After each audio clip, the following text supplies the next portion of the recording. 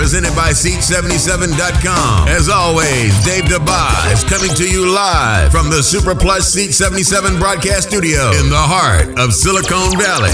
Now, Dave Dabbah. North America, good afternoon. I am Dave Dabbah, and this is the Dave Dabbah Big Show for a Tuesday. Oh boy, have we got a huge, I do mean huge, show for you today. Here's what we have for you today. Melania Trump stars in Plagiarize-Gate. We have Tiger announcing he won't play the PGA Tour Championship, which surprises no one except Tiger Woods himself. Arian Foster and his fantasy football league followers let out a big sigh of relief as he signs with the Dolphins. Pat Riley wins an Academy Award for his press conference where he claims he has regret over losing Dwade. Tim Tebow will not stump for Trump, and Roger Goodell is not a baller. Marky Mark. All of that and more on today's super big show. All right, North America, so many places to find the Dave Dabbah Big Show. We are on Facebook. We are on Twitter. We are on the SoundCloud. We are now on iHeartRadio in the podcast section, so check us out there. And of course, our big iTunes channel is blowing up, so thank you for all of your support there. And now, North America, it's time for exclusive coverage of the National Basketball Association, the league that Magic Johnson, Larry Bird, and Air Jordan saved for Shaq, Kobe, and LeBron James. Presented by Seat77.com. And now, back to the Dave Dabbah Big Show. Okay, North America, it is time to talk about the National Basketball Association. Okay, but before we dive into that, just a quick personal note. We here at the Dabbah household have done it again. The family has expanded once again. We have adopted yet another rescue kitten. Anyways, it's just madness at the Dabbah household these days. All right, in the National Basketball League, we have the Summer League in Las Vegas. The Summer League Championship was last night, and it was a good game, believe it or not, between my 24th seed, which is the appropriate place to put my Minnesota Timberwolves, and the undefeated Summer League champs, the Chicago Bulls, who of course went on to win on a last-second shot. A fantastic game. I was so excited that my Timberwolves were actually playing for some sort of championship. I really wondered, would Sports Illustrated actually put out, buy a year's subscription to Sports Illustrated and get your free Minnesota Timberwolves hat and shirt over a Summer League championship? That is what I was hoping for, because that is as close to a championship as my Timberwolves have ever come. Trust me. Okay. In the other big news in the NBA over the last couple days, Pat Riley, or I should say the Academy Award winning Pat Riley, held a press conference, and this was just unbelievable. He was literally crying. Pat Riley, near tears, talking about his regret that he has about how things went down with Dwade. Look, Pat, no you don't. I'm not buying it for a second. Not 1 second did I think Pat Riley really regretted what happened with Dwade. Now look, here's the bottom line. Dwade is a superstar, Pat. And superstars, when they get towards their end of their careers, should have the right to be taken care of with the teams that they've helped build. Now, in this particular case, Dwade he's like the ambassador to South Beach. He is Miami, and you offer him, allegedly, $10 million a year to stay in Miami. Come on, Pat, just don't lie to us about regret. The reality is you knew exactly what you were doing. All right, elsewhere in the wonderful world of sports, just don't do it. Tiger Woods. So Tiger has decided to not play in the PGA Championship coming up, which wasn't a surprise at all to anyone except maybe Tiger, who I think really thought he might be ready for the PGA. And in fact, the note that came out, or the email that was circulating earlier in the day, said that Tiger will not play at all this year. Now, look, 2 back surgeries, I get it. It's difficult to deal with. It's difficult to come back from. Look, since that faithful Thanksgiving Eve, where allegedly a golf club was swung at Tiger and then he crashed into a tree, and then he got up and held a press conference with his mom and claimed he had made all sorts of mistakes, and then he was divorced, and then he started playing again, and then he got hurt. And I got to tell you, it's like a roller coaster ride with Tiger Woods, both on and off the course. But the problem with this particular roller coaster is that there are more valleys than peaks. Significantly long valleys are where Tiger Woods currently lives. It's just sad, very sad to watch. Now, I have to tell you this. Any tournament that can convince Tiger to play in, even if he doesn't make the cut, would be fantastic. It's like anticipation. I don't know if you remember that old ketchup commercial, the Heinz ketchup commercial, where they sang that song. I'm not going to sing it because it would be brutal, but they sang that song, Anticipation, and then eventually that little ketchup finally came out of the bottle. That is exactly what we could get from Tiger Woods if he signed up for any golf tournament, even if he misses the cut. The very anticipation of Tiger Woods actually doing something phenomenal would be awesome to watch. Now, look, it has been almost a year, almost a full calendar year since we've seen Tiger Woods on a golf course, other than, of course, those iPhone spy videos. So Tiger actually tied for 10th at the Wyndham Championships last year. So I think Tiger really could turn things around on the course. Now, look, off of the course, Tiger, look, you're a mess. Did you see Lindsey Vonn at the ESPYs? Come on, Tiger, get your stuff together. How could you allow Lindsey Vonn to walk away? All right, and final story of this particular segment on the big Dave Dabbah Big Show. By the way, info@seat77.com. Send us your emails and we will read them on the air a little later in the week. But really, honestly, my favorite story of the last couple days, Plagiarize-Gate, as Melania Trump goes into Donald Trump's RNC, and she had the main speech last night. And she did a really good job. I mean, look, I'm not going to get into my personal political views. Am I left? Am I right? Am I in the middle? Not going to get into any of that right now. But what I will say this is the speech was really good, which is what I would expect from her.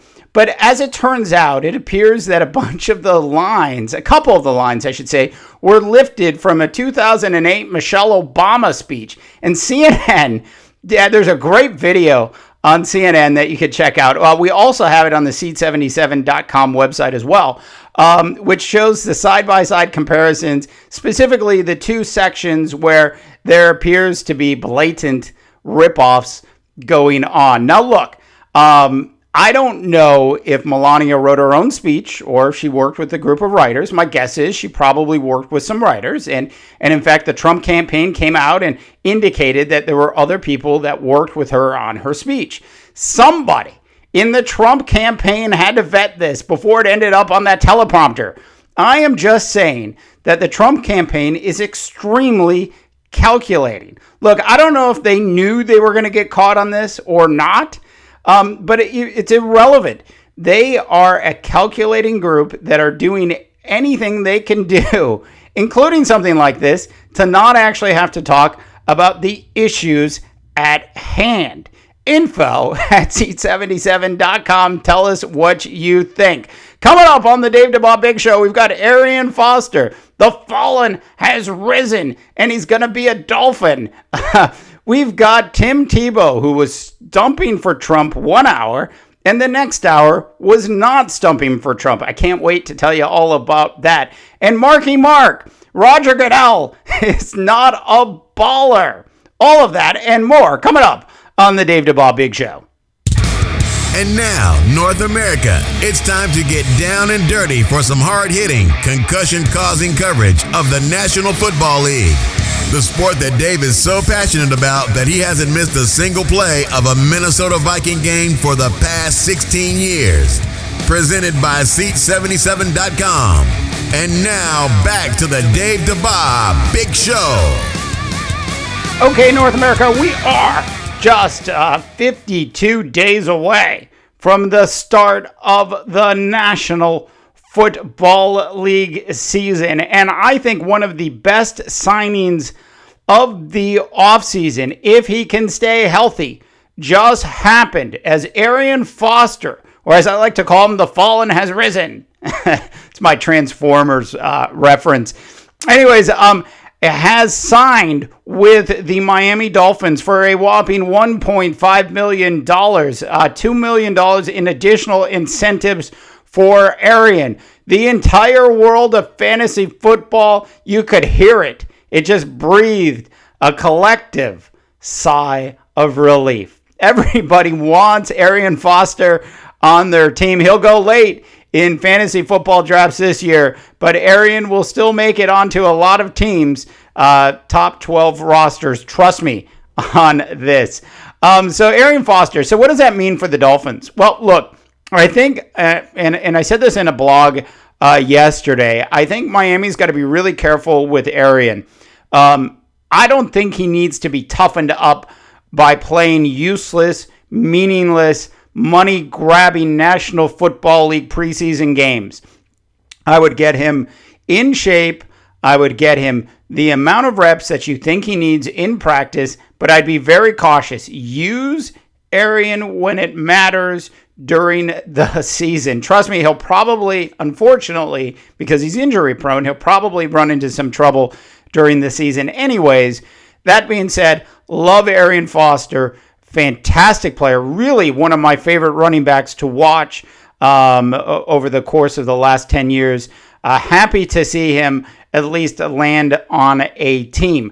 A few weeks back, I was talking about how I thought he would get picked up by somebody, so I was very happy to see that actually happen.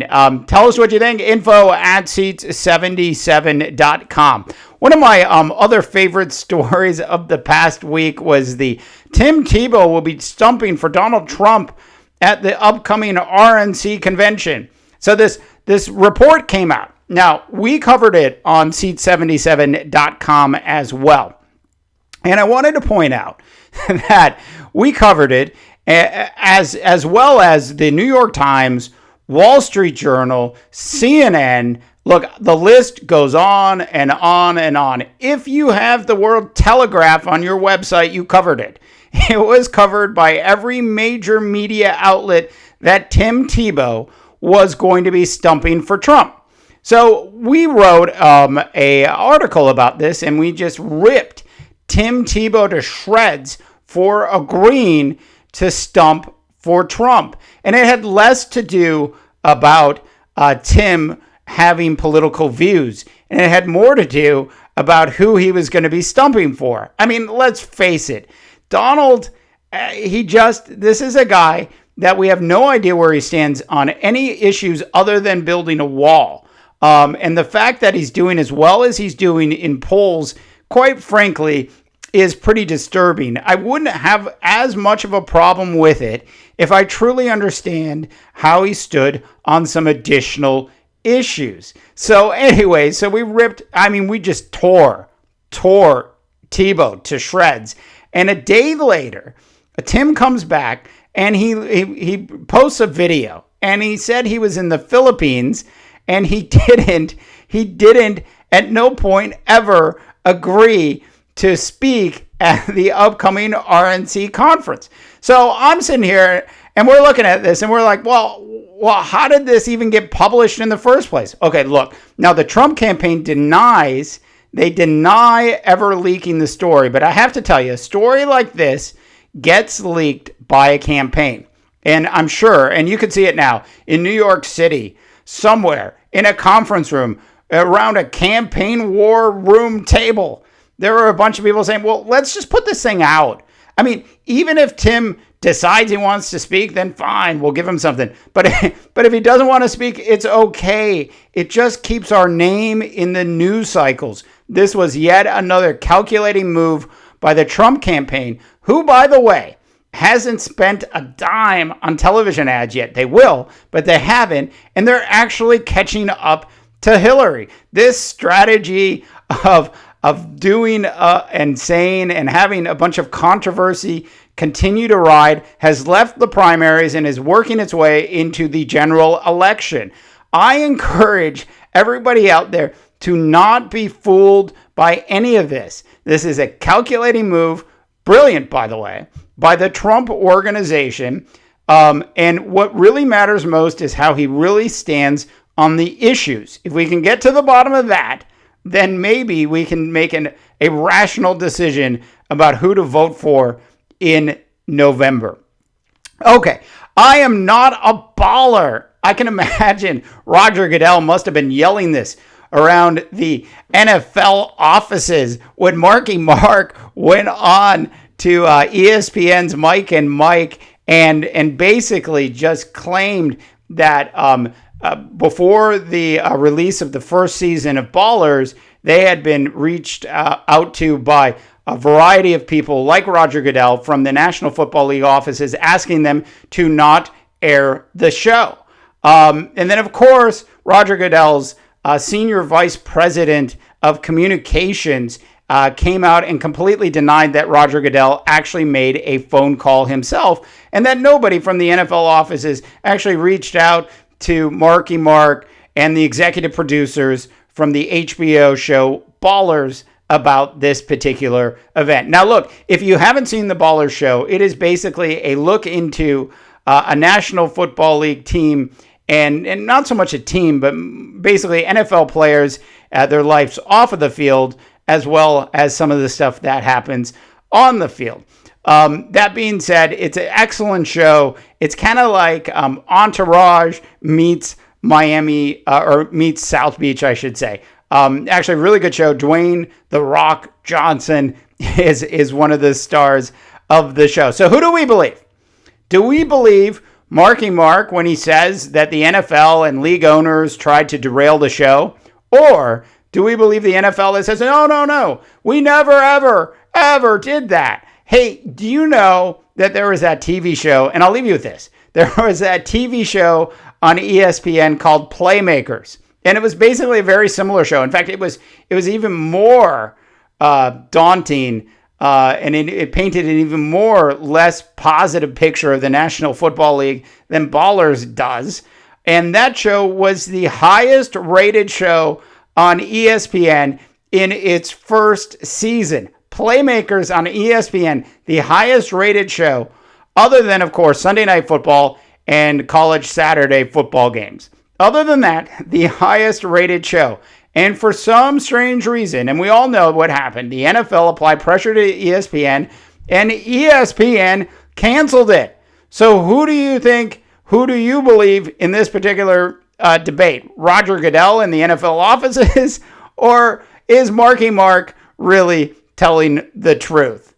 I'll leave it to you, North America. All right, listen, I want to thank everybody for all of your support. As I mentioned before, big news on the Dave Dabbah Big Show last week. We are on iHeartRadio. Thank you to everybody that's listening to us there. It's big news for the Big Show. iHeartRadio in the podcast sections. Of course, our iTunes channel is blowing up for the Silent One.